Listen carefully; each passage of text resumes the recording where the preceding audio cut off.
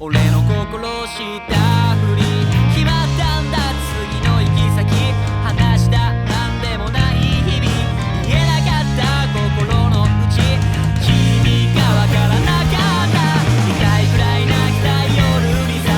君がそばにいたから暗闇で目をつむる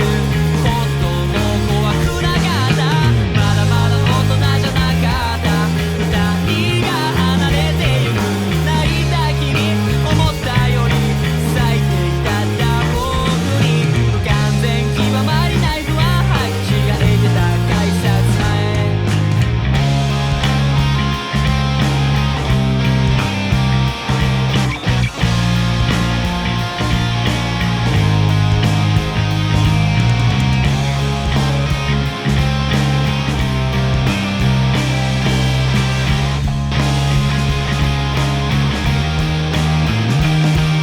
ベンチに座った寒い公園の風が少し心地いい月が照らしたのその瞳をもう一回抱きしめたい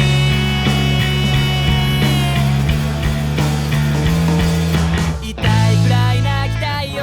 朝俺がそばにいるから嘘じゃないし強がってない世界なんてどうでもいい辛いし痛いらない日もある君のために歌いたい悲しみも淡い日も噛みしめて潰すくらいに白窓深い息の中に込め歌ったんだ改札前誰かのために生まれたんじゃないから君に歌を歌いたいと思えた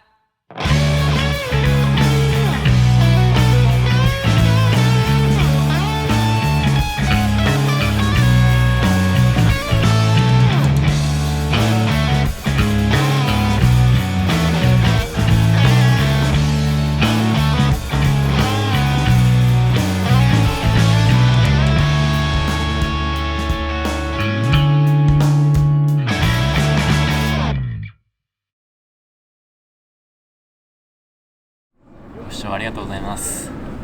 グッドボタン、チャンネル登録よろしくお願いします。バイバイ。